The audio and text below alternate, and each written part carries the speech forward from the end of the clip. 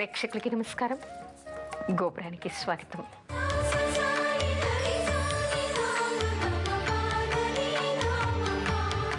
ఏడుపు 7 విధాల చేటు చేస్తుందా? అసలు ఏడుపు ఎందుకు ఏడవాలి? దుఃఖం ఎందుకు వస్తుంది? ఏ సమయంలో ఏడవాలి, ఎప్పుడు ఏడవకూడదు అనేటువంటి విజ్ఞానం మనకి ఉండాలి. ఎందుకంటే ఏడుపు వలన చాలా నష్టాలు ఉన్నాయి. ఏడవటం అనేటువంటిది మంచిది కాదు అంటారు. మనకి మహాలక్ష్మి కూడా చెప్తుంది, కళ్ళ కంఠి కంఠ నీరులికిన సీరు నింట నుండలుండబో అని. అంటే ఆ మహాలక్ష్మి ఆ ఇంట్లో ఉండదుట. ఆడవాళ్ళు ఇంట్లో ఏడవకూడదు. అసలు నిజానికి రావణాసురుడికి రాజ్యం ఎందుకు పోయింది? సీతమ్మవారు అక్కడ కూర్చుని కన్నీళ్లు కార్చింది, ఆ భూమి కన్నీళ్లతో తడిసింది కాబట్టి అక్కడ ఆ రాజ్యం మొత్తం కూడా నాశనం అయిపోయింది. అంటే ఏమిటి?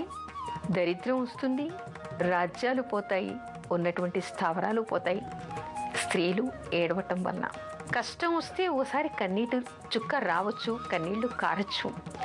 కానీ 24 గంటలు ఏదో ఒక సమస్యను గుర్తు తెచ్చుకొని ఏడుస్తూ ఉంటారు. మరికొంతమంది ఎప్పుడో చిన్నప్పుడు ఏదో ఒక సంఘటన జరిగి ఉంటుంది, చాలా బాధపడి ఉంటారు వాళ్ళు. ఆ తర్వాత కొంతకాలానికి పరిస్థితులన్నీ చక్కబడ్డాయి. కానీ పాత సంఘటనలు తలుచుకుని పదే పదే ఏడుస్తూ ఉంటారు. చెప్పుకుని ఏడుస్తూ ఉంటారు. సానుభూతి కోసం ఏడుస్తూ ఉంటారు.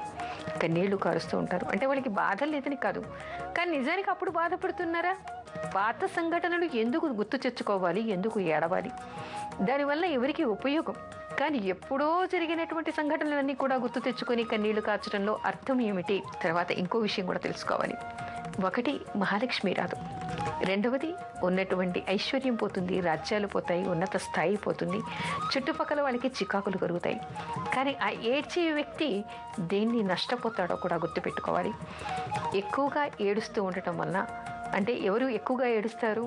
ఎవరికి సమస్యలు ఎక్కువగా ఉన్నాయో, దాన్ని ఎవరు నెగటివ్గా ఎక్కువగా ఆలోచిస్తూ ఉంటారో వాళ్ళకి ఎక్కువగా కన్నీళ్లు వస్తూ ఉంటాయి. అంటే సమస్యలు అందరికీ ఉండొచ్చు, ప్రతి సమస్యకి ఒక పరిష్కారం ఉంటుంది కదా. ఆ పరిష్కారం దిశగా వాళ్ళు వెళ్ళాలి తప్ప ఊరికే కూర్చొని వలవలా కన్నీళ్లు కారిస్తే ఏమొస్తుంది? దానివల్ల ఏమిటి ప్రయోజనం?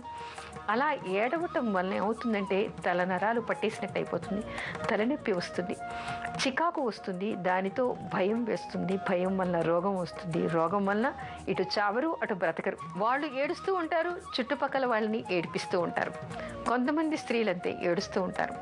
అలా ఏడుస్తూ ఉన్నప్పుడు ఇంట్లో భర్తకి కానీ, పెద్దవాళ్ళకి కానీ, చుట్టుపక్కల పిల్లలకి కానీ చికాకేస్తూ ఉంటుంది. ఎప్పుడు చూసినా ఏదో ఒక సమస్య చెప్పుకుని ఏడుస్తూ ఉంటుంది, ఎప్పుడు కన్నీళ్లు కారుస్తూ ఉంటుంది. ఏం చేసినా తృప్తి లేదు, ఈవిడ ఇంతే కాబట్టి ఇంకా మనం పట్టించుకునే అవసరం లేదు అనేటువంటి స్థితికి ఇంట్లో వ్యక్తులు దిగజారిపోతారు. అసలు ఎలా ఉండాలి? ఎప్పుడు దుఃఖం రావాలి? నిజంగా భరించలేని కష్టం వచ్చినప్పుడు ఆ కన్నీళ్లు ఎవరు ఆపలేరు, ఆ ఉధృతాన్ని ఎవరు ఆపలేరు. కాబట్టి కొద్ది నిమిషాల్లో అవి పోతాయి. కానీ 24 గంటలు దుఃఖం ఉండకూడదు. ఎక్కువగా దుఃఖపడటం వలన రోగాలు ఉత్పన్నమవుతాయి. మనలో ఏమిటంటే మానసిక శక్తి తగ్గిపోతుంది, భయాందోళనలు పెరుగుతాయి, నెగటివ్ థింకింగ్ పెరుగుతుంది. దానివల్ల ఎవరు నష్టపోతారు? ఎవరు ఏడుస్తారో వాళ్ళు మాత్రమే నష్టపోతారు. చుట్టుపక్కల వాతావరణాన్ని కలుషితం చేస్తారు. అందుకని ఏడవకూడదు. ఏడుపు మాత్రం కొన్ని సందర్భాల్లో మంచి చేస్తుంది. అది ఎప్పుడు ఏడవాలి, నిజంగా ఎప్పుడు ఏడవాలో కూడా తెలుసుకోవాలి. అత్యంత ఆత్మీయులు చనిపోయారనుకోండి, వెంటనే దుఃఖం రాదు. బ్రెయిన్ అంతా కూడా మొద్దుబారిపోతుంది. అది చూస్తూ ఉంటారు, అచేతనంగానే ఉంటారు. ఏదో యథావిధిగా చెయ్యాలి కాబట్టి కొన్ని పనులు చేస్తూ ఉంటారు. బుర్రలో ఎక్కడో ఆ బాధ నిక్షిప్తమై ఉంటుంది. అది కట్టలు తెంచుకొని బయటికి రావాలి. అలాంటప్పుడు ఏం చేస్తారు? కొంతమంది భర్త పోయినా లేదా తల్లి పోయినా, అత్యంత ఆత్మీయులు పోయినప్పుడు ఏడవకుండా ఉంటే దగ్గర వాళ్ళు వచ్చి చంపపెట్టు పెట్టేస్తారు. ఆ బాధకి ఒక్కసారి ఏడ్చి వాళ్ళు బోరున ఏడవటం వలన ఆ బాధంతా కూడా బయటికి వెళ్ళగక్కడం వలన, అది పోవటం వల్ల వాళ్ళకి బుర్రకి మైండ్ కూడా ఏమిటంటే ప్రశాంతత పడుతుంది, మెదడు ప్రశాంత పడుతుంది. దానివల్ల ఏమిటంటే రోగం రాకుండా ఉంటుంది. అంటే అలాంటి దారుణమైనటువంటి పరిస్థితులు వచ్చాయనుకోండి, తప్పకుండా ఆ క్షణంలో ఏడవాలి.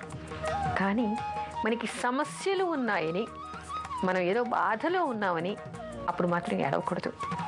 ఇంకోటి ఏమిటంటే బాధలో ఉన్నప్పుడు అప్పటికప్పుడు దుఃఖం రావచ్చు, కానీ దాన్ని తలుచుకొని భవిష్యత్తులో కూడా దాన్ని తలుచుకొని ఏడవటం అనేటువంటిది అర్థరహితమైనటువంటి విషయం. అందుకని ఎవరు కూడా అకారణంగా ఏవేవో తలుచుకొని బాధపడకూడదు. సమస్యలుంటే పరిష్కారం చేసుకోవాలి. గతం గోష్ఠి నా కర్తవ్యం అంటారు. అంటే గతం జరిగినటువంటి దాన్ని ఎప్పుడు కూడా మనం గుర్తు చేసుకుని మాట్లాడాల్సినటువంటి అవసరం లేదు ఇలాంటి బాధల గురించి. అందుకని ఎప్పుడు కూడా సంతోషంగా ఉండాలి. మంచి సంఘటనని గుర్తు చేసుకోవాలి, సంతోషాన్ని గుర్తు చేసుకోవాలి. కానీ గతంలో జరిగినటువంటి బాధల్ని ఎవరు కూడా గుర్తు చేసుకోకూడదు, ఎప్పుడు రోధిస్తూ ఉండకూడదు అనే విషయం తెలుసుకోవాలి.